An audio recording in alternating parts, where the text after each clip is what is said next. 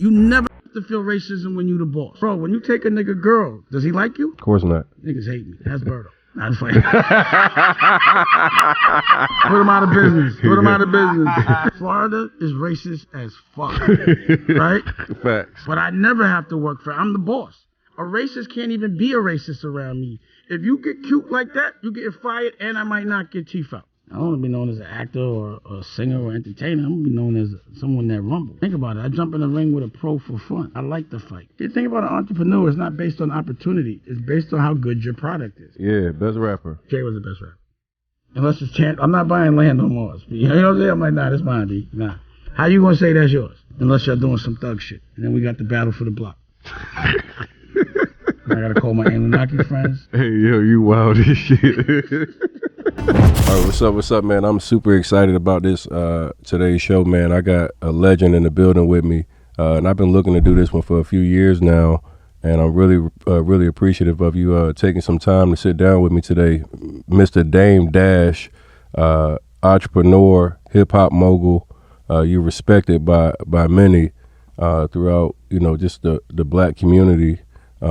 Very outspoken, I think very misunderstood by a lot of people. So I appreciate you sitting down with me. I want to ask you a few questions today, man. Welcome to Get Your Ass Up. Thanks for having me. Pause. For starters, man, like one of the things I wanted to know from you right off the bat, what's your biggest regret? Well, I think I wish I was a little more respectful to my mother when she was alive. So, like, when she passed when I was about 15, and it was just me and her.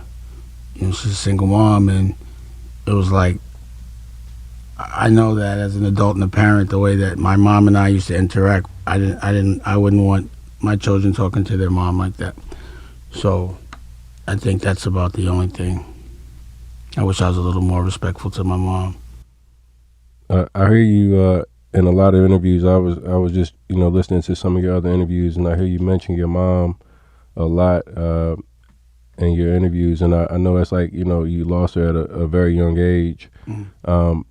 What impact do you feel like that had on you growing up without having your mother? It made me a beast. That was the biggest fear up until that happened, and you don't think or know how you're going to react to things if it does, and it did. That's another reason why I often don't like to manifest or think about the worst case scenario, because I'm powerful, I can manifest it. So if you harp on something in your brain too much, because I'd always be worried about my mom because she had asthma. It happened, but at that point I had nothing to be scared of. So in my mind I was like, well, if I die, at least I'll be with my moms. So at that point I became fearless. Facing your fears early, or dealing with a lot of trauma or pain early, is a gift and a curse, because pain grows you up fast, and the way you deal with pain dictates your future. And like Rocky just lost her grandmother. She's 97. I'm like, damn, you had your grandmother, your mother's 70, and had her mother till she was 70. Like, I only had my mom since I was 15, and you have your mother. Like, I don't even know what that kind of support is. Right. I don't miss it because I never got it. Again, it's a gift and a curse. Becoming independent early sometimes is the best thing that can ever happen to you. It's funny how pain is the thing that is like the one thing that teaches people if they're smart enough to learn from it. And the trick is to try to learn and appreciate things without pain. Because if you appreciate things when you're in pain, you can't enjoy it. Mm-hmm. So that's why I learned really early, the only thing I'm going to be crying about is somebody dying. Other than that, don't stress me with nothing or jail. Other than that, it's fun all day. Because I can't control dying. People going to die, that shit is guaranteed. But in between that time, I'm partying every second, in between the tragedies. So when the tragedies that I can't control happen, at least I got a life to look forward to. Now, you got a miserable life and some miserable shit happens, you don't have nothing to look forward to. You fucked. But every time, like when I lost Aaliyah, I was like, damn, I'm having way too much fun to let this define me. I'm going to keep having fun, but I'm going to be in pain. And the way I approach it is everybody feels this pain, but they don't have this life to go to. The next week, 9/11 happened. Tragedy is part of the game, so it shouldn't be tragedy. People are always surprised at shit that happens to people every day. The thing is, what I'm surprised about is how people complain about shit that is nothing. Mm-hmm. If you're healthy, if you're not in jail, if your family is cool, money means nothing. Enjoying life means everything. You're gonna feel pain. It's gonna come with it. Ain't nothing in this world perfect. That's a lot. Let me ask you a question, man. You just brought up Aaliyah, and I know that had to be like one of the most unexpected and tragic incidents that you can have as a companion, to lose somebody that you truly care about in a tragedy like that. What are some of the thoughts that you have to this day when you think of Aaliyah and your relationship with her? She showed me love. I didn't even know what being in love could feel like, and she showed me how to recognize it. So losing someone you love is the worst shit in the world, and as a young man, it's the most unexpected way to feel pain. So when you brace your face for a punch, it doesn't hurt as bad. My face wasn't braced for that. That shit knocked me down. But it became really important to me to lead by example and to be strong, to cry in public and fight in public at the same time, because the scumbags come out when you're in your worst. When you're in pain, or that's when they really try to take your block. So I had to come out the next day.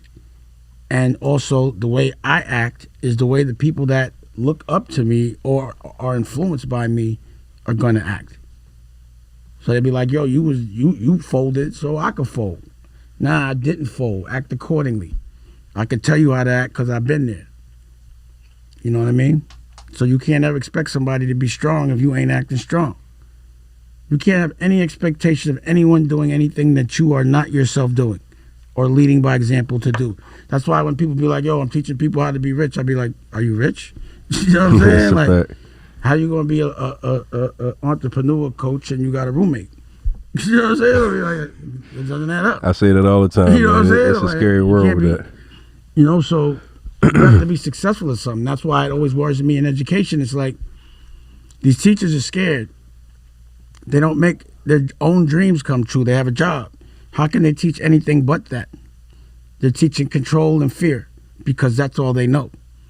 How you going to teach a student how to be rich and you just was never rich?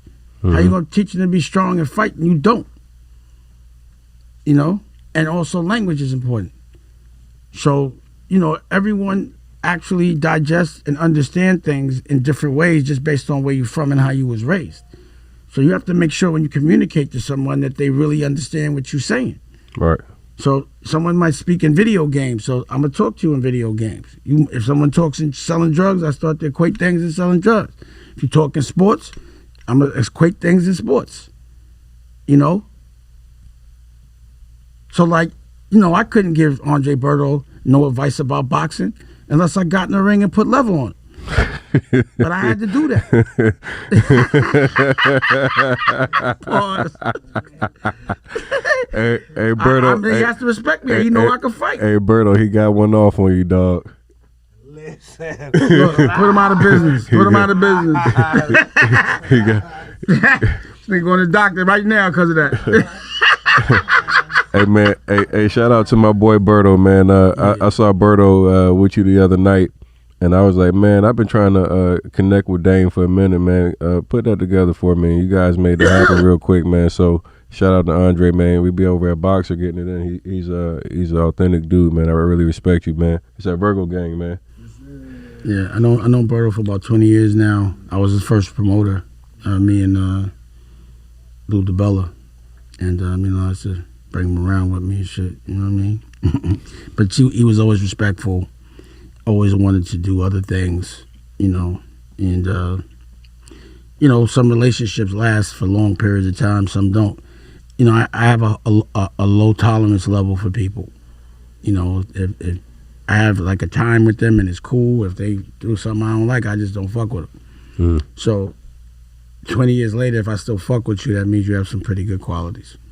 And then also you have that speed dial thing, and things just happen. And that's the thing, when you have those kind of relationships, you have to make sure that you stick together, because at least you know who you're working with. So like, you know, if he stands up for you, I know he's going to be accountable. Right. You know what I mean? I know that for a fact. Yeah, I respect the shit out of Andre, man. Let me ask you about that, like, relationships, because you seem to have like this rap of like, it's almost like a negative black cloud. Like, it's essentially like you've been blackballed by negative people. By a community. You hear a community of negative people. I have not been blackballed by the people I don't want to be blackballed by. So if you're a person that does something that's morally wrong, you can't blackball me. I'm not fucking with you. You can make that narrative all you want. But if you selling nickels and I sell weight, how you gonna tell me that I can't work? I've just outgrown you. That's all. But you know, you ever like left the girl and the girl says she left you? You ever had that thing? Yeah. That's all it is. No one's gonna say, yo, Dame just didn't fuck with me no more because he thinks I'm dumb. You think someone's gonna say that? Dame doesn't fuck with me because I'm not honorable. No, Dame's not gonna fuck with me happen. because I raw. So what are they gonna say? If a nigga don't fuck with me, you better see if he's a good nigga. Because I have very long lasting standing relationships with good people. The good people I still fuck with. Right. See, it's that other people look the other way because they have to stay in that industry. I don't. So once I know you immoral, I don't care how much money you can make me. I'm out. I don't want dirty money. It ain't about money. It's about my integrity. My value is love. That's my currency. That my bank account is how thorough I am. If I have to compromise to get anything, then in the mirror, I'm calling myself a sucker. I've never had to do that. And I can't imagine having to do that. Like, what's the spin on it when you do some sucker shit? You don't never look at the mirror and say, yo, I'm a sucker. And be proud like, yo, I robbed a nigga. I'm a scumbag. Niggas don't say that. They just justify it. They make a good nigga look bad to justify their foul ways. So you tell me one nigga that don't fuck with me and you see what their business practices are. Name one good nigga that don't fuck with me. I feel that. Name one good nigga that don't fuck with me. Name one thorough dude that don't fuck with me, and I'd love to know their reasons. And if they thorough, that means it's not just they thorough with one person. You got to be thorough with everybody. You can't scumbag people that you scared of or not scared of, and not scumbag people just because you fear them and act like that's thorough. Do you feel like being outspoken has cost you business or opportunities? No, I burn bridges so I don't have to go back. And if I'm outspoken, it's so people can hear me that are too scared to say or are not fighting for themselves. I just want to bring awareness. If I find out you're a child molester, I'm telling her, this dude is a child molester. Stay away. All children. I'm saying it loud.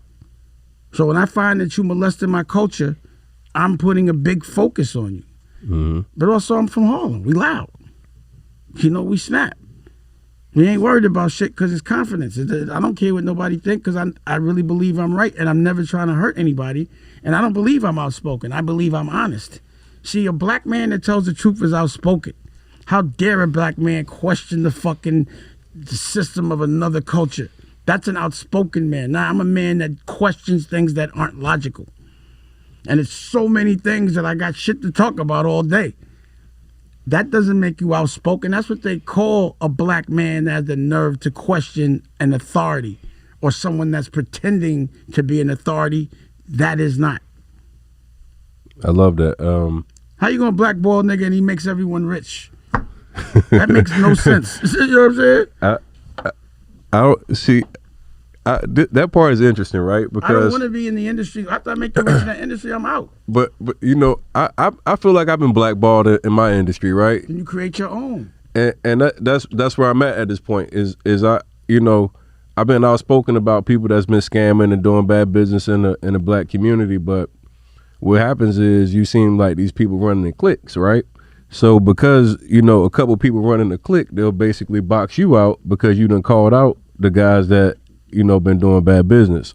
So let me ask you a question real quick. So, you know, I'm here in the studio and I was like, yo, could I smoke in the studio? And he was like, no. What was my next thing? I said, I'm gonna go buy it. I'm gonna buy it. I ain't mad at you for your rules. I'm just gonna buy it. Nothing to talk about. Right. And me talking about other niggas' rules in their house, yo, that's your block. Or even if it's not your block, that shit is whack because you want it. I'm going to just make a new block. I don't want to deal with people that I have to, politics and bitchy and clicky and all that up. I'm not here for that. It ain't no money worth all that. It's like, yo, if you guys are at the forefront of this industry, I don't even want to be in it. That means I got to see you every day. I got to smell you. I got to look at you. Uninspiring. I outgrow people very fast if they are not evolving at the pace that I am. Mm-hmm. So it makes people offended at times. But, yo, I haven't stood in the same place and done the same thing. You ain't seen me try to have a record label. I'm not trying to recreate that magic. I want to make a fucking television network or an art gallery or something that I haven't done before. So I'm out. That block is done. I washed it. I burnt it out. I'm gone. Now y'all can sell these. You can sell deuces. When I was on it, they would. It was dimes and 20s. Right. The block's crowded. I don't want to be on the block when it's crowded. I like to sell a new drug someplace else and sell it for whatever price I want. I don't want to see no old shit. I want to be inspired. I want to see new shit constantly. And then I want to listen to the old shit like this was dope, but what I'm doing is iller. I don't want to be known for Rockefeller. I want to be known for Artefeller, the shit I'm doing now. It's hard. It's true. Niggas, when I walk in the street, they don't be like Rockefeller Rocket. They be like, that shit you said last week was fly. They fucking with me not because of what I said 10 years ago. It's what I said last week, and it's very consistent to what I said 10 years ago. Right. That's all. I'm just on my Dean. I'm just never going to be like, yo, just because y'all think it's right, a clique of dumbass niggas is getting together to say something's good when it's not. I'm not rolling with that. So if that offends the people that are, of course, that's what it's supposed to do. Bro, when you take a nigga girl, does he like you? Of course not. Niggas hate me. That's Berto. Nah, it's like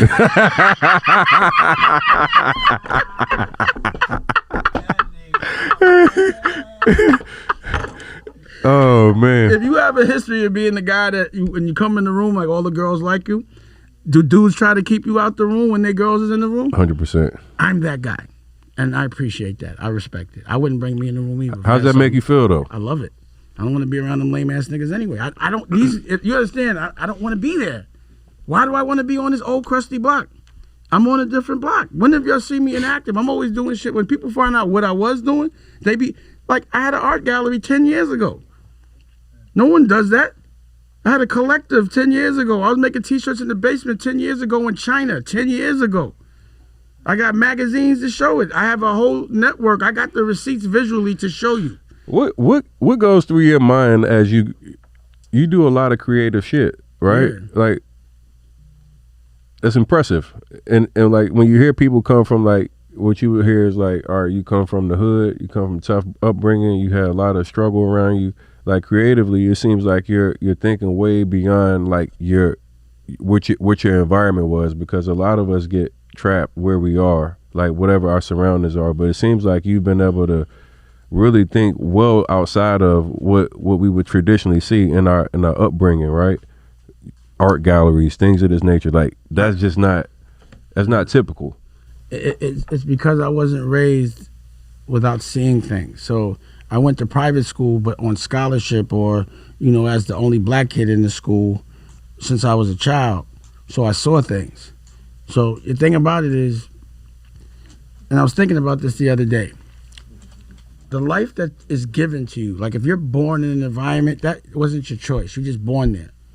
That's the life that's given to you. And some people just take it. They'll stay on that block. They won't look no place else. They'll never live another life to know if they could even like it. I was aware that, okay, this is where I'm born, but I'm looking at TV and I'm going to private school. People live different other places. I want to know how everybody lives, so then I could choose which life I like. That's why I got a crib out here, and we got a ranch in Wyoming, and we live in LA, New York. We lived on farms, lived in Europe, China. Now I know where I like it the best. I'm not going to just sit someplace because somebody said this is where your environment is going to be. You're going to have to be in survival mode your whole life, and you're going to look like a stink-ass river forever and look at the same block. Why would I do that? Other people do. To me, I'd be like, yo, I was equating it like, damn, if I was a computer, I just must have got the upgrade and nobody pressed the button. You know what I'm saying? Mm-hmm. But I don't get it. I don't see it any other way. So I'm in Florida right now, and I was talking about this the other day. Florida is racist as fuck, right? Facts. But it don't matter to me because I'm looking at how other people are acting. And the reason why I was like, damn, if I had to work for a racist, that would really suck. But I never have to work for, I'm the boss. A racist can't even be a racist around me. If you get cute like that, you get fired and I might not get teeth out, period. So I don't even know if you're a racist. And if you got to work for a black man and you're a racist, that's your karma. But I don't never have to feel, you never have to feel racism when you're the boss, period. I don't know what it feels like. If I can't fire you or I can't hire you, then I'm usually not fucking with you in a way where there's any control of my destiny. You can't be a part of what's happening in my future if you in control. Like, I gotta be in control. And the only way to be in control is to be the boss. The only way to do whatever you want in your own house is to buy the house. It's the only way. And then people have to come in the house and work for you to clean the house and everything else. I got a staff with every house I got. Having a house, as you know, if you're working right, is a business within itself. House manager, people got to clean it. Shit breaks every day. You know, all type garbage, everything. You know what I mean? I'd be like, just having a house I don't live in, it'd be like, yo, it costs money. You know, it's a business. 100%. But you a boss. So why would I go from owning a house to renting a life? Having a boss, that's like having a landlord. You gonna be the landlord of my life? Yeah. I figured out in 2012, that was the last year I could be employed by anybody. We can do a partnership. Yeah, that was my You can outsource. long time, yeah. We can do a bit, but you can't be my boss. Facts. I don't even, because then you can be a racist and there ain't shit I can do about it but quit. And a lot of people can't quit. So that's why I try to make more bosses, because then there'll be less racism. I know you have been pretty strong on teaching your children entrepreneurship as well. And I believe, if I understand right, your older children are all entrepreneurs. Is that accurate? Yeah. Sort of. What he said sort of. What like, as far as that, instilling that in your children, like, I know you it's harder to get my children to listen to me than anyone else. You know, it's mind-boggling. I have, you know, my daughter listens a lot more now, but I had this conversation the other day. I was just like, it's crazy because, you know, people really listen to what I say, but no one else, none of my family does. It's like they're numb to me. It's weird. How do you deal with family and money? I don't have any money. An entrepreneur never has money to look at. They have cash flow. I ain't got no money to give nobody. I got to buy or I have to pay a fucking staff. That's how you don't give money, by not having that. But you know how people feel about, you know, not being that. If I'm broke, I'm broke. I'm making my dreams come true. See, not many people know what it is to put up your own money. Mm-hmm. It doesn't mean when you make money, you got money. It means when you make money, you pay bills. That's what it means. Mm-hmm. You don't look at money. Only time I'm making money is if I could look at it. Like if it's a billy or like 100, then maybe I'll make some. But everything goes, I don't make $1. I spend a lot of money. My kids live a rich life, but I work for my family. I don't work for nothing else. Mm-hmm. I'm all right. You ain't see me drive up in the car. That was my girl's car. It ain't mine. She bought that. You know what I'm saying? I'm telling you. You feel me? What's going to happen with you? That's how you avoid that. Now, if somebody give me like $1 billion, I'm giving them the money. If family asks, take it. But if I ain't got it, I ain't got it. But you driving cars, yeah, I'm paying for that shit. But I'm not driving cars, though. But I see you in jets. How the fuck you know who paid for that jet? That's what I'm talking about. The expectation, right? I'm not new money, bro. I'm old money. That's what I'm saying. So you had to deal with it for a while. So that's what I'm saying. Like, deal with it. I made my boundaries very clear, very early. You have to understand what boundaries are. You understand what I mean? I do. So if I got it, you can have it. Period. It is no questions. You family. You don't have to ask me. If I see you fucked up, I'm giving it to you. But I don't have it. Period. And if you mad at me, then I gotta say this. Let's go to the scorecard. How many things have you given me your whole life? How many things have I given you? and you're angry at me because I can't give you more. End of conversation. Just break it down logically. If that, like, people in my family aren't like that. I come from a family of wolves and lions. We don't accept that. I didn't get this attitude from me. I was born into this attitude. So, you know, like I said, I have an interesting family. But I've never been a family of people that have gotten abused at all. We've always abused the abuser. We've always bullied the bully. One of us getting punked would be getting us, someone is going to get teased for life. But whoever did that punking, whoever did it, it would be a problem. I'm not allowed not to be thorough. I couldn't go to Thanksgiving dinner. What's your proudest accomplishment? My children. I heard you speaking about your kids a lot, man, and I heard That's all you. that count. I heard you say something earlier. I was listening to you talk about how important it was for you in your relationship with Rocky to be able to be with your child every day, and just what that means to you. I really respect that. Well, you know, we also come from a world, because we're always in some sort of like financial desperation or economic desperation. We justify being away from our kids to make the money to support them. But you have to realize a kid has no concept of money until he's told what money is. A child's currency of wealth is love completely. And that comes before anything. So honestly, I haven't really been outside trying to work in about 9 years. If, you know, I'm truly trying to sell some product, then I'm in the street. You can't just do that. Like, everyone you see that's famous, they outside every day. I haven't been outside in 9 years because I was parked so I could watch my daughters. I wasn't going to let that life take away from the most priceless, precious time. And I wasn't really in a situation where I could live with my daughters. I had to visit my daughters, or they had to visit me. But I still had to provide consistency. But now with Rocky, I have a child that I don't have to fight to see. And like, my paradise that I've created is for him. I look at the world through his eyes and what he needs the most before me. You understand what I'm saying? He needs me before I need money. You know what I mean? Like, I have enough. So all I need is whatever makes him happy, and I have to architect the time that if I do business, it's in an environment that he can be in. So that's why his mother started making children's books and programming like Health is Wealth. So now the job is to make shit for him, so he can be there because he's the subject of the work, creating his environment. You know, sometimes we make kids go to our environment. If we did what was in the best interest of a child every time, our life would always be better. That's the test. If you'll justify not seeing your child for $1, and that's crazy if you really break it down. Some people don't appreciate parenthood until it's taken from them. You know? And I couldn't raise none of my first 4 children. But I got better each time. You know, at my first child, Boogie, I tried to be the best father, but shit, I was 19. What the fuck do I know? Right. And I was brand new money, coming from hustling.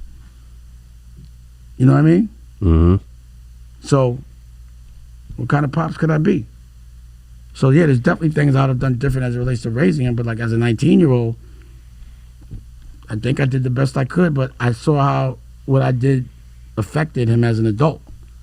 Like watching something grow from born to, you know, talking to adolescence to adult, to watch that whole process, it's wild to watch how a child evolves. To watch him learn to speak a language from scratch. I never got to look and see that whole process. Shit is fucking ill, because a kid can't lie. A baby only reacts to what makes them feel good, and before they can talk, the only way they can communicate is cry. So it don't mean they like upset, it's just the only way they can communicate. And watching them figure it out. So just because a baby can't say nothing, it don't mean he don't feel what he can't say. They still are aware of their emotions. And that's when you really have to, that's like when an individual is the smartest. That's when you making them. You know, I'm part of something called the OSG. It's 200 Black Principles. And I was lucky enough with Rocky, from the women of OSG, principles like Principal Jocko, and she gave us a curriculum from the womb to 3 years old. So we've been having class with my son since he was in water. Like there was exercise and things that I did not know. He came out already knowing sounds and certain things. He's 4 years old in the brain right now.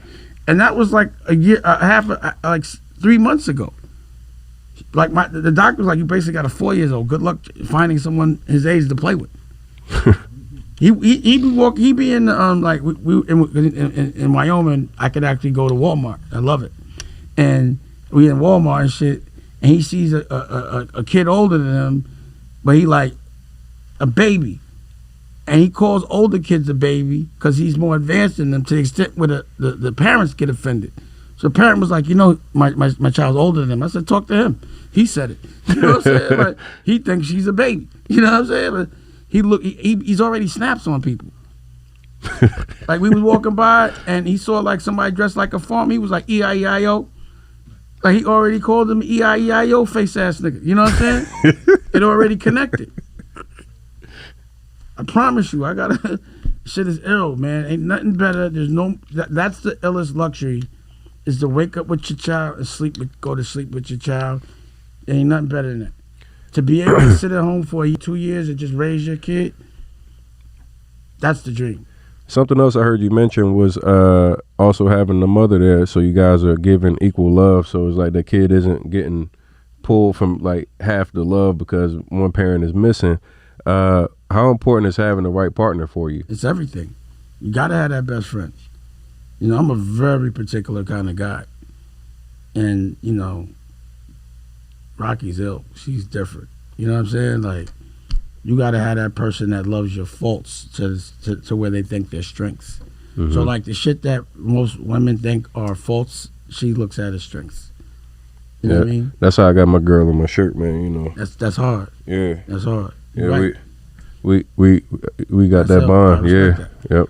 You know, and you don't, your girl, the one that you choose as your queen, number one, you're only her king because you're a slave for her. You don't deserve a queen unless you're a slave for a queen. She should never have to do anything but give life and be happy. You know, you're supposed to make all your woman's dreams come. That's your job as a man. It's not her job to make your dreams come true. It's your job as a man to do that for her. And you don't ever want to disrespect your best friend and lie to your best friend. And, you know, for me, it's like, yo, if I got to go be with somebody else and cheat on you, that means I'm not with you. I miss you when I'm other places. I want you with me no matter what I'm doing. So, you know, that's why you start a business with your woman, because you don't want your woman going to work with somebody else making something that her dream is. You want to make her dream come true. So when you win, she wins, and work is all together. You know, life is about architecting the future. See, a lot of people are scared to think. That's what I noticed. Thinking, I'd be like, yo, just think it through. People get very uncomfortable when I ask them to think. And because they know I will think for them, they ask me to think for them all the time. It's crazy to me. Think about it. Like some of the questions people ask me, I'd be like, just think about it. And then they come up with the answer. I was like, did you just want to talk to me? Like, why wouldn't you just think about it before asking me a question? Mm-hmm. There's Google. But people, if you give the option, like, oh, he'll think for me, I got to think it through. Yo, I need you to think for me. If you're a thinker, you can't get. No, if I had access to you though, I would ask the question just to get your response, because you really be spitting fire. There's certain questions, but you know, there's certain things that you could figure out. You know what I mean? Like, you know, not these. You haven't asked me a question that I think isn't something worth answering. But if you were like, "Where's the bathroom?" I'd be like, "Come on, bro, why are you asking me that?" You know what I'm saying? Like something silly like that. But you know, it's just like when you hire or you work with people. You're working with people so you could delegate responsibility. You're telling them what to do, but you don't want to have to do it. But a boss's job is to remind people to do shit all day. You know what I'm saying? Mm-hmm. So, you know, some people sometimes think that when you're a boss, telling people to do something means it's going to get done. That's not what a boss's job is to do. A boss's job is to stay in the person's face and make sure they do it. And then once they could do it when you're not around, that's when you give them more responsibility. But the whole key is to have a company run when you're not around. Facts. If a company can't run without you, you're a terrible boss. And you're still an employee at that point. Because then you work into your slave. You do everybody's job. Yep. That's the only thing I argue about, because sometimes she does things that we pay people to do. And so, well, they won't do it. Then I'd be like, fire her. You know what I'm saying? Like, but I'm not paying for it and still doing it. Like, I'm not going to, like, pay a driver and be like, yo, watch out, I'm going to drive. You know, I'm not doing that. Now, if I say I'm going to drive, I'll drive. But if I pay for someone to do it, then you got to do it. I'm not paying you unless you do it. The youth now, man, I hear a lot of the young guys where it seems like they're not really interested in women. It's like they always hanging with their homies, they disrespect women, they talk down. Like what would you say to the guys now that you see, you know, like it's like this new generation is kind of different. They bugging. It's just only with the homies. It's just like I never got that. Even back, I never ever understood why any dude wants to walk in the club with 10 dudes, unless they're just like, you know, maybe scared that something might happen, security. But then why be there? You know, I don't get it. You know, dudes don't. I don't get it. I don't want to knock the younger generation. You know what I'm saying? But I love women. They inspire me, and I don't want to be around dudes. I don't like dudes. You know, I don't see why someone want to be around dudes. I don't know. That one I don't have the answer to. You know what I'm saying? Like that shit bugs me out. Let's talk about one of the topics we were speaking off camera earlier. You're into NFTs, the metaverse, and Web3 heavy. And you asked me about one of the projects that I own, and I own a Bored Ape. And immediately he's like, "Oh man, hell no! Like too much racial connotation in the Bored Ape. Too many coincidences." And the narrative, like, I just don't like. If, let's say, it wasn't intentionally meant to be racist, if a racist is around or has a Bored Ape, they'll have a lot of fun with it. So, you know, I just don't like the mascot of Web3 being something that triggers the community. So I'm not like me versus them. It is what it is. But, you know, if you ask me about it, that's my opinion on it. Right. And I don't like the way it's like turned into so many variations of apes. It's like mutated. Mm-hmm. Like fucking, like I was saying, like COVID. There's just different. Every day there's a different fucking ape. And then there's the Ape Fest where there's black people. But, you know, like I said. Like, it's mixed people, man. You keep saying there's black people, man. White people cannot throw something called Ape Fest. They just can't. Maybe someone black could and it would still be questionable. Like, yo, I'm playing. But it's just like how, you know, nigga, like, you know, we could be like, what's up, nigga? But like someone white can't do that. It's just respect for the trigger. It's respect for the experience. So I know how it makes. I'm just telling you how it makes me feel. Right. You know what I mean? So I'm always wondering, because what I was explaining to you is art is nothing but trolling. And racism is different these days. You can't overtly be racist. You have to do it in a coded way. So that if I were to think, if you were a racist, like, guess what I'm going to do? I'm going to get black people to love monkeys so much that they going to buy them, wear them on their neck, tattoo them on their, and they're going to go to something called an Ape Fest, and they're going to like it. Wouldn't that sound funny? It would be. No, that's happening. Fact. I don't know if I'm 100% agree with you. I saw the video though. You're 100%. You cannot be objective because you have one. That's a fact. I know. But I'm still going based off what I looked at as far as the founders. Man, forget the investment. Okay, the question I asked you, which was very telling. I told you it was the money. You didn't buy it for the artistic value of it. Fuck no, it's a monkey, man. Nobody buys a monkey for, $300 grand. No. So that's the only way a black man would buy a monkey is if they made it about money. So they're saying black people will wear a monkey on their chest for money. That's how much distress we're in. I see where you're going with that. I mean, the checkpoints are there. You know, it's not an emotional thing. It is what it is, a life algorithm. So, like I said, an algorithm is the study of human nature and the reaction to human nature, to me. And I don't need a computer to tell me an algorithm. I just look at what happens traditionally in life. So traditionally in life, another culture came and colonized the land that was nobody's and made us believe that is theirs. And now there's a new land.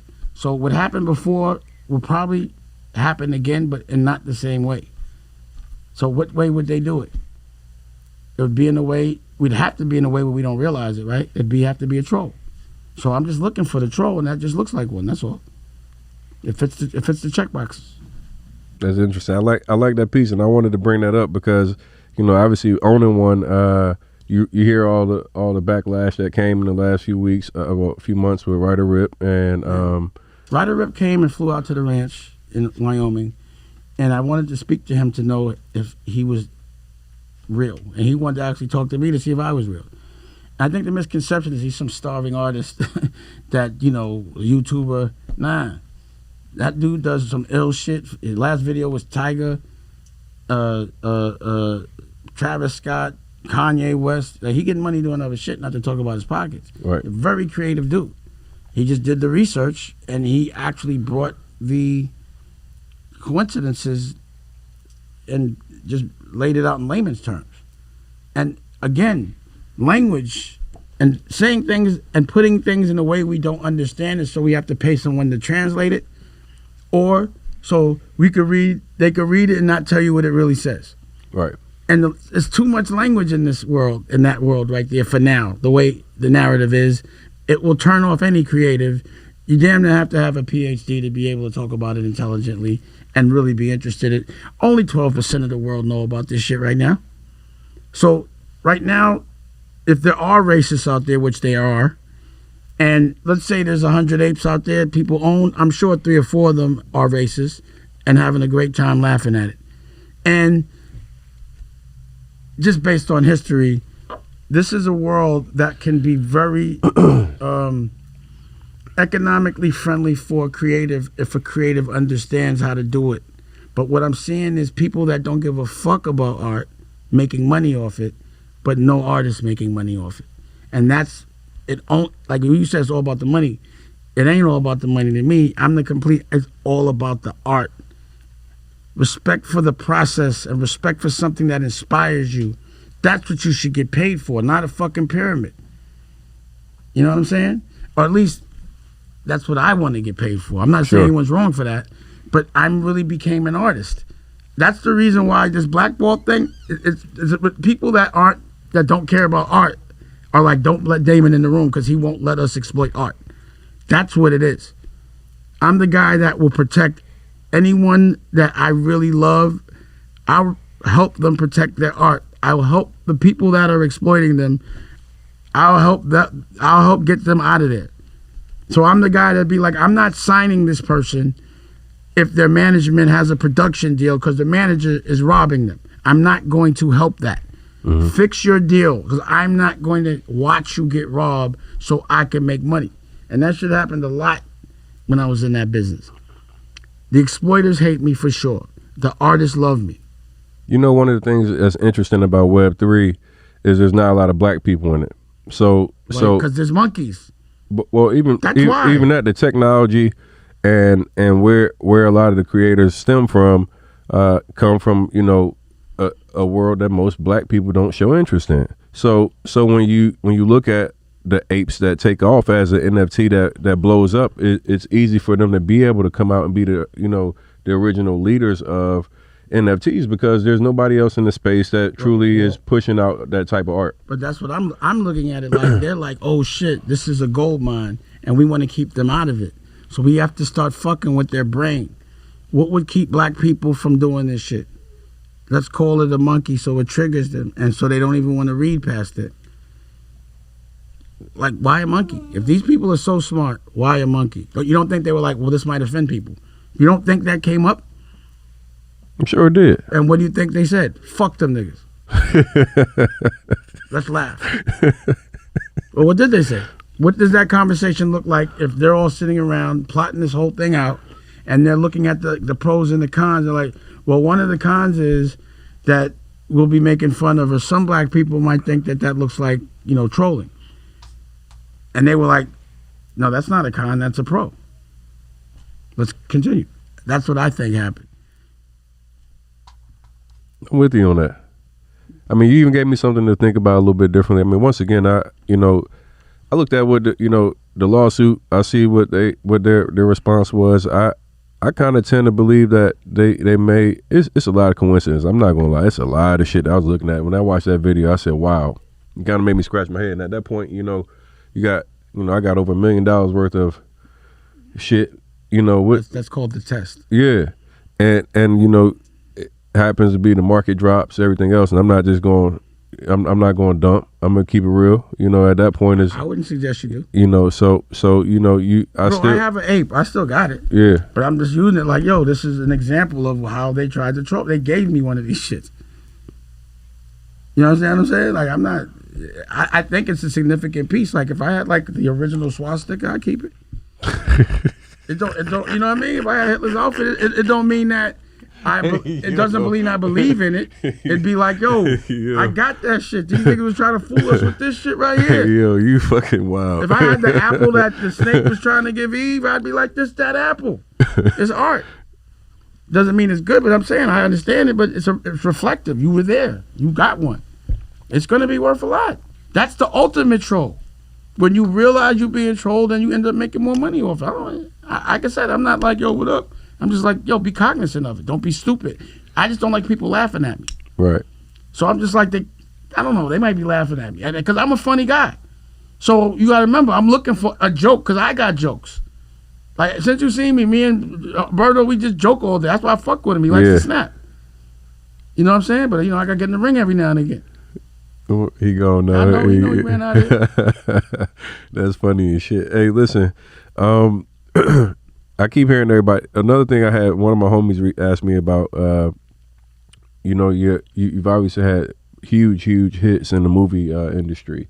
Paid in Full, State Property, some like hood legend type movies. Which of those movies are you most proud of first and foremost?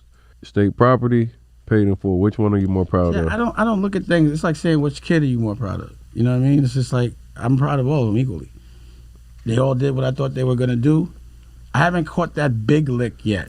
You know, that independent 100 million, and that's the one I gotta get. Right. But as an artist, I've been able to become a director.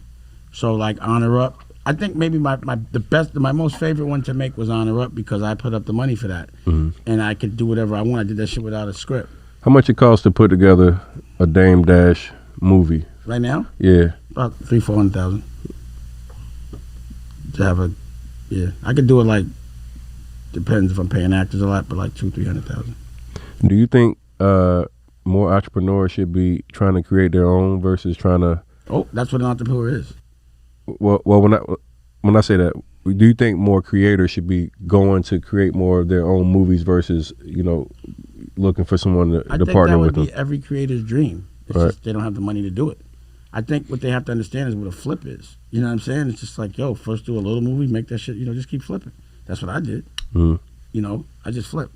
But that's why it's like, you know, if you're an entrepreneur, what people have to understand, if you're a real entrepreneur, you ain't never looking at money. Because as soon as you make money, you want to put it into the next big idea. Right. And the fact that you have the money, you have this fearlessness, like, I ain't got to ask for no money. Exactly. What you mean? I'm not asking. Yeah, that's me. Right. That's why I don't ever have no. Shut up, I'll buy you. You know what I'm saying? So the next little money I get, I'm buying this shit. That's what I do. Just so I don't want to. You know what I'm saying? I just don't like asking people, can I smoke? Like, I don't want to ask. You inspire me with something just like that type of mindset because I feel like since I've been in a position to gain that financial stability, I push that. Hey, look. I'm gonna use my money to get me where I want to go. Do what you want. It's freedom. Yeah. So again, it's not like the wealth is about the freedom. So like, you know, some people might think, oh, I could have 1% of a big company and it's more. How many motherfuckers has presented that deal? Right. It's a once in a lifetime deal. So you can't depend on a once in a lifetime deal to do what you want to do. I want to be able to do what I want to do whenever I want to do it. Period. And you know, if I can't have a yacht, then I'm just not going. I'm not going on a cruise. I just won't be on a boat till I can get that yacht. Right. I just have an expectation in myself. You know what I mean? Like, yo, if I can't afford no gold, then I'm just not wearing jewelry. But I'm gonna grind till I can. I don't mind the grind because what I'm doing, I love. I'm doing it because I love it. The trick is to make a lot of money doing something that you would do for free. You understand what I'm saying? Like, look, it's just easy. Once you find what you love and you know what your dream is, you just have to make that shit come true. But what I find is a lot of people just don't dream. No one has a dream. No one, they were like, yo, you wonder why you ain't got nothing, you didn't dream about nothing. How the fuck you gonna, what is this gonna come to you? A dream's gonna smack you in the face? You have to know what you're fighting for every day.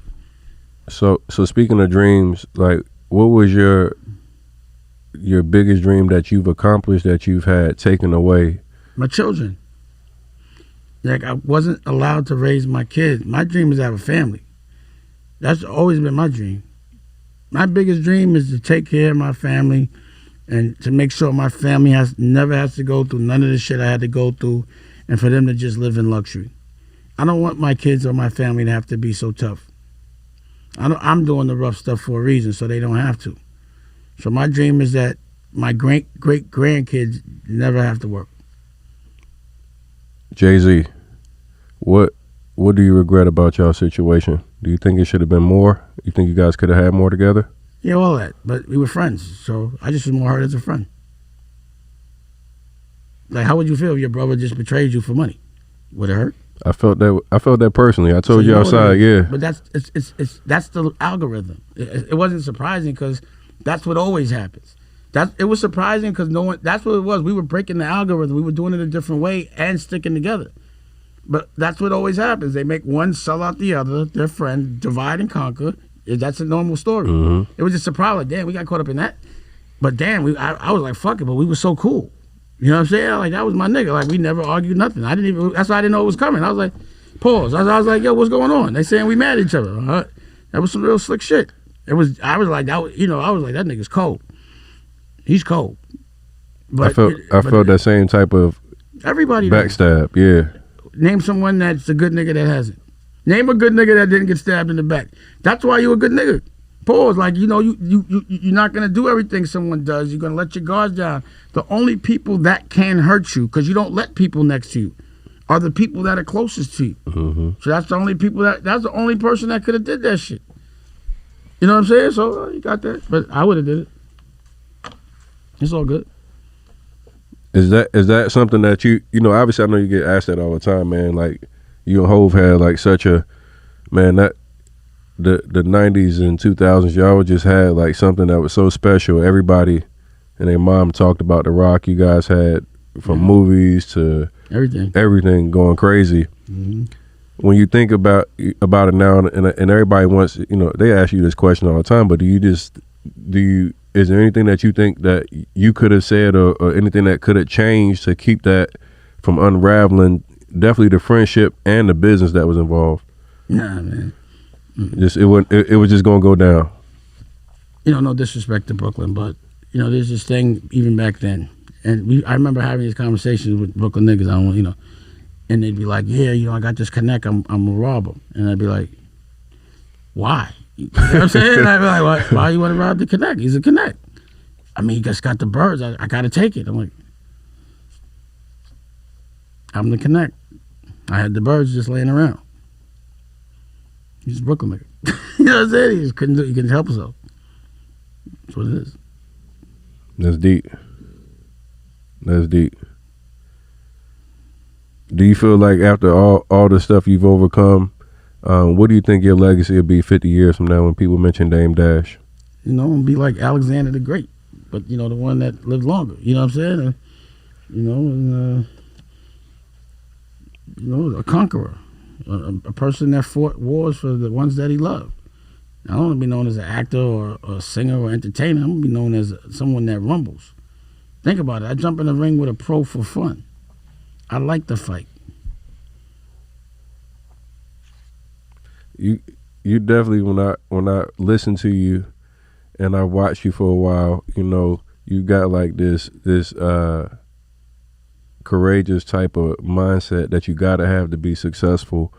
Definitely as a black man, when it's always like you're up against everybody. Mm-hmm. It's like the battle isn't just about accomplishing your own goals, but you got to damn near fight against the current to be able to go and have all the success that you've had.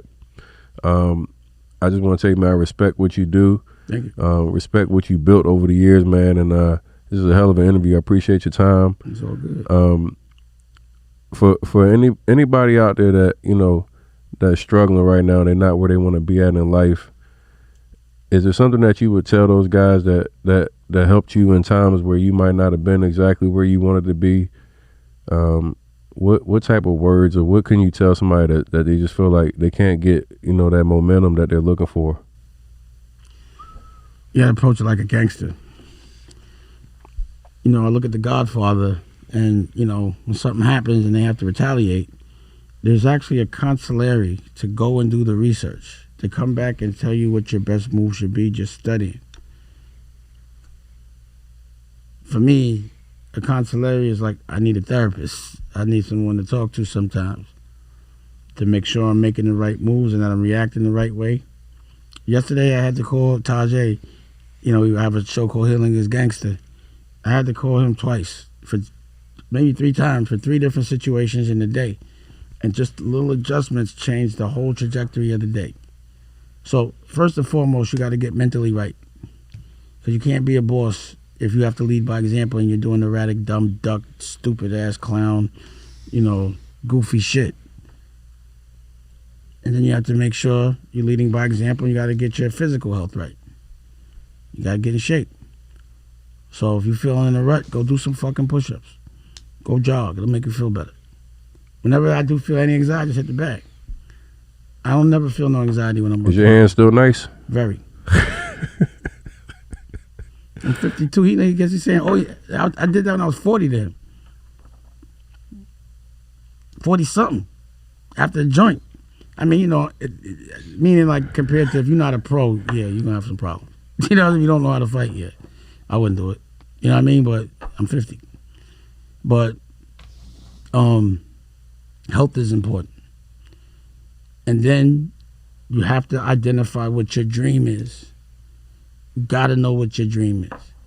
And you got to be able to visualize it perfectly. If you can't visualize your dream, it ain't going to happen. If you visualize the reason why it can't happen, that's what's going to happen. It can't. You got to be able to write it down. This is my method. I was talking to my daughter about it. It's about the dimensions. So the first dimension is the dream, and then it's the paper. Then you put the pictures on the vision board of the shit you're going to buy and the way you're going to get there. Then you're going to make that shit happen in the real time, which is another dimension. And then you're going to make it happen in the metaverse in Web3, which is a whole nother dimension now. That's my method. Whenever you feel anxiety, work. If you have time to sit around thinking about the shit you ain't doing or the things you don't have, then that means you're not doing anything. You understand what I'm saying? While you're working, you don't have time to think about the shit you're not doing. You're worried about what's in front of you. So there's no reason. And then also, stop comparing yourself to everybody else. One of my brothers, Jay Black, I remember I had this crib in Sherman Oaks. And I was like, damn. No, I had a big house. And I was trying to buy it.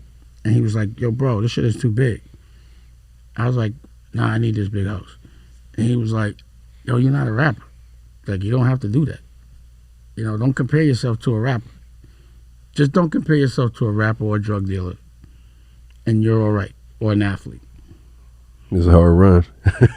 Money come different, yeah. It's just, if you don't compare yourself to shit you're not, and you just measure success by what makes you happy, then you realize you're so far ahead of the game. But you're always going to try to keep up. Like, I'm always inspired, like, whenever I catch a lick and I have a yacht vacation and I pull up and I see bigger yachts, those guys actually be like looking at whose yacht's the biggest, and it's a whole thing. And I'd be like, yeah, I got to get that yacht. I'm inspired. I'm not mad at him. I'm not mad at myself. I just want more. Mm-hmm. But I'm never mad at myself for not being where someone else is at. You understand what I'm saying? Yeah.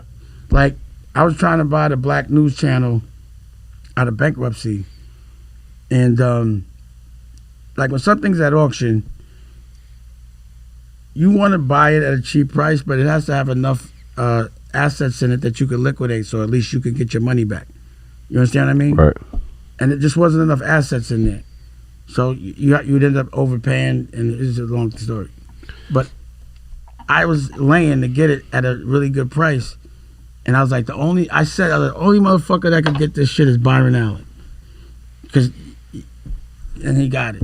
And I was mad because I didn't have, he came with $11 million as a stalking horse, and I ain't have 11 right there for myself. That made me mad. I was mad. That's the only time I'm mad, if I don't have enough liquid to just go invest in something else when I want. But I was hot. Right. I'm still hot over that shit because I would have made so much money. You know what I'm saying? Because I had the whole formula. But it's all good. Everything happens for a reason. I'm going to holler at Byron now, and I think he heard I was around. I'd like to talk to him at some point about it. But that's the only time that I feel away is if I don't have, I just want money to buy shit to invest. I just don't want to, I don't like being in a position I have to raise money. I hate raising money. It's just too much on my soul. It's not independent. I just hate it, bro. I hate it. I'd rather literally not have money than have to like ask for it. As a young entrepreneur, how do you make the connections to go to the heights that you've gone? How do you get in those doors? How do for somebody that's aspiring to go to you gotta make a good product. See, the thing about an entrepreneur is not based on opportunity. It's based on how good your product is. It's like saying just because a rapper has a record deal don't mean he's gonna sell records. It's all about the work. There's drug dealers that have terrible work and have no fucking business. You gotta have good work, and they'll line up around the fucking corner. No promotion. You gotta be good at what you do. If you're good at what you do, if you have the best product, then you will figure it out. But if you're trying to like finesse and hit a system and blah, blah, blah, that's not what I do. I just make good work. That's what I do. I stand on my work. I don't stand, there is no opportunity. No one's giving me an opportunity. Forget about that. I just have to make drugs that are so good that people are addicted to them and they will line up around the corner to buy it no matter where it's at. And that's by making art. It's about the quality of what you're selling. It's not about the finesse. It's about how good the work is. You ain't gonna sell clothes unless the clothes are good. You're not gonna sell records unless the records are good. You know what I mean? You ain't gonna sell houses unless the houses are good or you know how to build. Get the prices right, find them off market. You gotta catch them off price. You're in a recession, you got cash, you can do it all. Mm-hmm. But yeah, I know so many people that have built wealth just on distress. The whole thing is I ain't buying it unless it's at an auction. And that's what I actually teach. Over the last couple of years, I did probably couple 100,000 people I trained for free, and how they can get into real estate, and it's finding those off-market properties and wholesaling those. It's easy as fuck. Yeah, easy money. Going and catching something in distress, and then flipping it to somebody that's an actual investor. Yeah, or most people don't want to wait. They want to buy something immediately and have it done. So, in that little time, people do it for cars. Go to an auction, get a car for $2,500, fix it, go sell it for $8,500, and have 10 of them shits and be having them shits on the street. Yep. There's so many ways to skin a cat. No one should be broke. It just means you're not trying. There's too many ways to get money. It's not about luck. I mean, living is about luck a lot, but in general, to me, if you haven't tried anything, then how could you say you failed at anything? You're just failing at life. But some people, they don't even try. They don't even fail at it. They just don't do it. So for me, I hear an idea, I just go do it. Right. I don't ever have the expectation of getting it right the first time. So I don't go do it big, It's just like hitting somebody with work when you first meet them. Here, take 100 bottles. The next time, maybe I'll give you half whatever. But I ain't gonna do nothing that's gonna hurt me. You know what I'm saying? Yeah. Period. I'm laughing like shit because you keep equating to that work. That's I know. Yeah. That's I break it down. Yep. Usually that's the best way. They get it. What's the one thing that we do know how to do in the street? That's we it. Know how to sell some drugs. Yeah. So when you equate it in that language, 1,000%. Yeah. So it's like that. That's how I've had to do some of my wholesale trainings. I'm teaching people like, hey, if you get the pack for this price and you sell it for that. I do that with cause my staff. Another thing is what I don't like about the television world, and my problem is that they won't give me the distribution. That's why I was going to buy the Black News Channel just for the distribution, just for the affiliate contracts. They won't give it to me for some reason. And when we talk, they always put me in this box of black networks. Because I'm a black man that own a network, that mean it got to be a black network. So when a white man owns a network, it's a white network. It's a network. Right. It doesn't mean it's just for black people. It's for everybody. It's just a black man. They're never used to a black man having a white staff. Like a black man can only lead black people. My staff ain't black. My staff is black, white, everything. You feel me? Because I'm not only talking to black people. I'm talking to everybody. Mm-hmm. And my work ain't just good for black people. My shit better than all cultures to me. You know, you ain't gonna put me in that box. So, you know, that's the problem. They just think it has to be a black ad. It's just because it's a black owner, don't make it black. It means it's a black owner. I love you said that. That's the problem. I love you said that. Mm-hmm. I mean, even me, I've been guilty as I heard you say that. I mean, I put out TCTV, my own TV network, and I go Black TV Network, and I'm not just talking to black people only. So I think I need to even address my messaging with hearing you say that. That's strong right there. I like that. Yeah. Then you only get advertised that only want the black dollar. Right. The new kid is different, you know. The new kid wants to dress like a video game.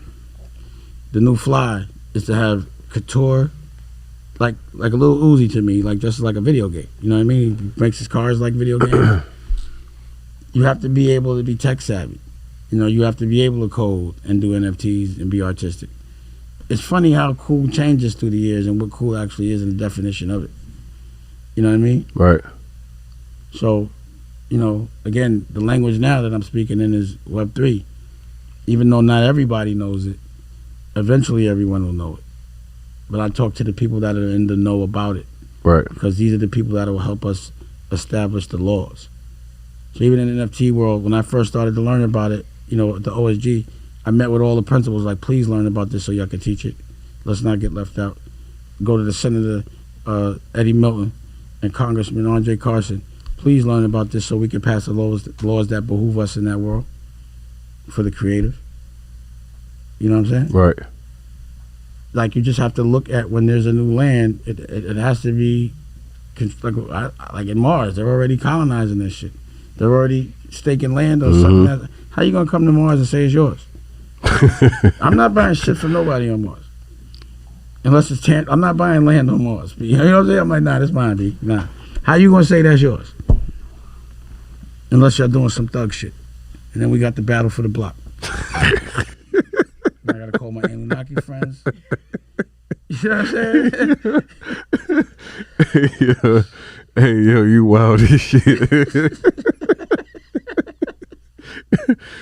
Oh, man. This has been dope-ass interview, bro. Right. I appreciate it for sure. Hey, man, I'm good, man. This has been dope. This has been dope. Good.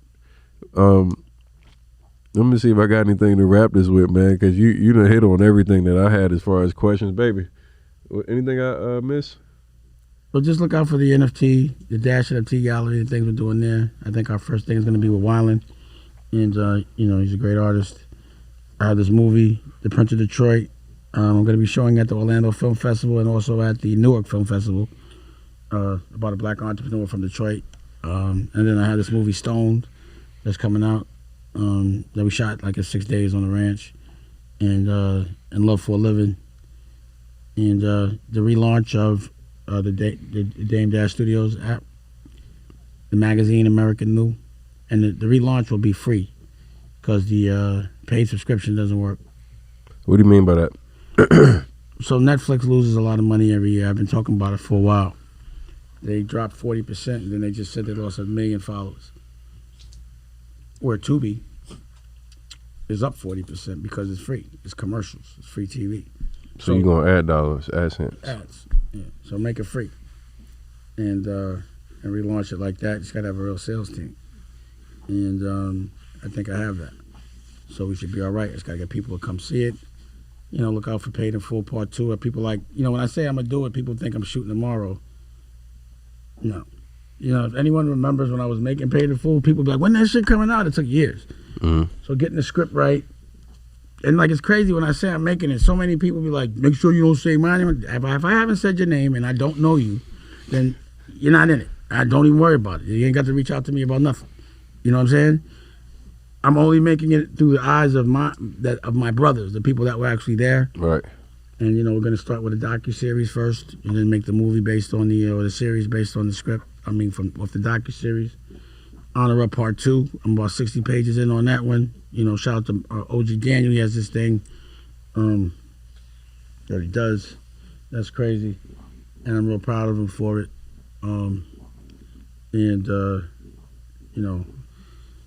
So look out for Honor Up Part 2. What? I know this is a topic you may or may not want to address, but the Outpost situation. He was murdered. How do you feel about that? Do you feel like that's street justice? What's your overall opinion on it? I don't feel no way.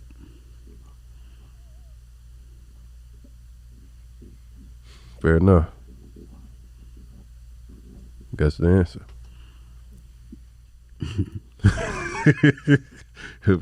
That's the answer. All right, we're going to wrap on that one. Appreciate you, Dane. Oh, it was Heaven Up in Harlem that Daniel does. He does Heaven Up in Harlem, where he introduces all his sons to everyone else's son. 5,000 people come out there. It's great. I'm real proud of him for that. So big shout out to OG Daniel. Okay. And Bishop Purnell and Dr. Chris, Do It All, just won. I'm part of something called the Commission. I just want to say that. The Commission, and it's the Congressman Andre Carson, Senator Eddie Milton, the OSG, Dennis McKeesey, who's a professor now. He's a doctor. It's crazy. And Do It All, the first platinum hip-hop artist to be an elected official. So that's how powerful hip-hop is in Newark. And, Dr. Chris, the head of a hospital, black woman that's on CNN every day. And Bishop, the Bishop as well. And, and the Yacht Squad, Bishop Purnell. It's a movement of people that are just, not just listening and complaining, but just taking matters into our own hands in a very intellectual way. And also the therapists, Taj and Melanie, for the therapy and getting that unrecognized trauma that just being black is. And, right. Melanie deals with the foster homes. So, we ain't just talking about it, what I'm going to do, that's what I'm doing. Right. Look forward to change. Look forward to evolution. Look forward to more fairness and just, more opportunities and ways for us as a culture to control the narrative by being independent and, just being economically correct. That's what we got to get to. No one's going to fight when everybody's rich. You know what I mean? I know I'm not. Yeah, I respect that. Hey, I got one for you. You got your top 5. I want to know your top 5 out of the Roc. No order. I don't have no time. I'm not that. I really no. Nah, because again, I was inspired by all of them. You know what I'm saying? But who do you think was like the hardest? Would you say Siegel? Who like the best rapper? Yeah, best rapper On Rockefeller. Yep. The best rapper. Jay was the best rapper. Who you got after Jay? I never really broke it down like that, but lyrically, probably Beanie. Beanie. Yeah. Where you put your rest at? Give me 2 more. Who come after Beans? I don't want to forget nobody. Let me see. Lyrically, he was dead nice. I don't know.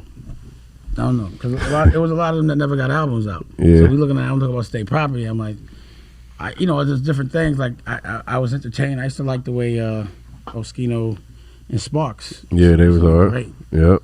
And Petey Crack, because I was curious. I directed his video. People don't know I directed like Rock the Mic. I directed that.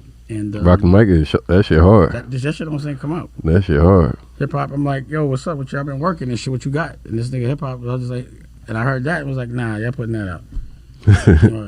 And Freeway had a bunch of sleeper hits. There'd be like sleeper hits, like Line Them Up. Mm-hmm. That's why I made Line Them Up, Shut Them Down. Was inspired by that. My rock band. I got my rock band. So yeah, I don't know. Lyrically, yeah, it would probably be Beanie and Jay. Okay. And but the person I thought would be the biggest was Cam. Cam. Yeah. He had the most overall thing going on to me. He had the biggest movement as far as with the pink and all that other Yeah. shit. Yeah. That's who I thought had the biggest. I thought he could. I think they all had their own little movements. They're all different. You know what I mean? And then, MOP, I just forgot about a lot of this shit. But shit, Joe Button was on Rockefeller. Damn, I didn't know that. Yeah, nobody knows. Nobody talks about it. But yeah, he was on. They were leaving him in Def Jam. They were shitting on him and Nori. So I was just like, yo, come over here with us. Okay. But on the low, Joe Button could rap. Yeah. He could rap. He used to go rap. And yeah, I forget there's a bunch of them. And like, I definitely had the best rapping producer, which would be Kanye. See, now I'm about to ask you about that Kanye shit because I watched the documentary and y'all really ain't paid Kanye no attention. Like the way the documentary looks is like you saw that from Cootie and Shige's camera. A lot of people don't know what really happened there. So it wasn't me that was slowing it down. It's always the guy that gets the prize was Leor Cohen that wasn't cutting him the money. So I was fighting for him. I just couldn't tell him because he would fucking go fucking depressed. You know what I'm saying? He was just so. That's all it was. It wasn't. I just didn't. That's all that was. Yeah. And they didn't tape the fact that I'm the one that sent him the drum machine and all that. And also they didn't put the fact in as even when Cootie Chica, they my brothers, but even when they weren't working with Kanye, I was still funding Creative Control for like 4 years after that. You know what I mean? So they weren't there for those parts. That was all that camera saw. Right. But I got my footage that could show. Nobody didn't pay him no attention. Mm-mm. Did you expect Kanye to be as big as he is? Yeah. I was beefing with Leor because they weren't giving me the money for him. They were slowing up his budget. And Jay was slowing up his budget. That's what it was. I couldn't get the sign-offs. You know what I'm saying? That's why I had to let the whole fucking, half the Dipset go to Koch because niggas wasn't signing off on their budgets. Because we all had to sign off on them. So it was like waiting for homie. It was like, and everybody be mad at me. And that's what it is. But it's, certain things I couldn't tell him that like, yo, they fucking with the money. That nigga would have jumped out the window. You know what I'm saying? So I was like, hold tight. So we would be funding shit from our pockets while they'd be like the money machine and all that. Yeah. That came out of our pocket. Because when he crashed, he couldn't fly, so he had nothing to do. So we sent him that drum machine. I sent that drum machine. That's my drum machine. That's real. Yeah, it's like, but if think about it, that far down the line, if that's what they saw, imagine what really happened. They're like, why the fuck wouldn't I give him his money? Mm-hmm. But I didn't respect him as a rapper back then, for sure. Right. I respected him as a producer, so anyone that got money with me could, give a record, because I always had the rappers to jump on his beats. I wasn't expecting him to rap like that. Yeah. That was surprising. I went to... I didn't respect it till Through the Wire. I went to a couple of his shows, man. It's just amazing to see how large he's got as an artist, man. That shit is unbelievable. As a designer. The designer's on a whole nother level. That's just, he kicked down he changed the whole industry with that shit. Don't be a rapper that designs, because there's a bunch of rappers. Be a designer that raps. There's no designer that can rap. No real one. But he's a real designer. He puts in the work. It's not like he's just putting his name on it. He's like real meticulous with it, like a scientist. You should ask. You get a lot of questions that are surface level questions. Is there a question that you wish somebody would have asked you, or something you would love to talk more about?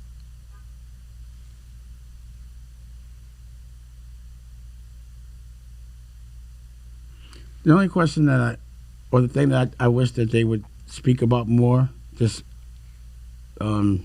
because I feel like as an example, was that I was a single father during the Roc-A-Fella Days with Boogie. So no one ever says nothing about the fact that I was raising a child and taking him to school every day while, running Rock. It's like, why wouldn't anybody talk about that? I think that would be the coolest shit. They talk anything, but they never talk about the fact that regardless of all that shit, I was a dad. I was a single dad. Being a single dad, being a single mom, just watching what Rocky has to do with the baby with me is crazy. I couldn't imagine being a single mom. But being a single dad is kind of ill. It's not the easiest thing. Respect. Yeah. I went to court, did everything I had to do, and they gave him to me. So I was being accused of all type of shit, but the judge gave him to me. So what kind of dude am I? Man, you get this, like, everybody calls you like a narcissist, and like they give you all these labels of asshole. The asshole yet. No, that man, I just they wear you out sometimes, bro. And I'm not there. I wish I could hear it. That's the thing is, all I do is get flowers. I don't hear all that shit. I really don't. I would love to be a fly in the wall when people talk bad about me, because I only hear them talk good about me. I hear about people talking bad about me, but I mean, that shit, I would love to hear it because it must look funny. you know, to like justify, make a good nigga look bad, you must have to have a lot of energy. You know, niggas must be loud. You know what I'm saying? They have to really prove a point, but like, you know, what they worried about. I respect that. That's a wrap, man. Appreciate you, Dane. Appreciate you. My man. It's a wrap. Martini.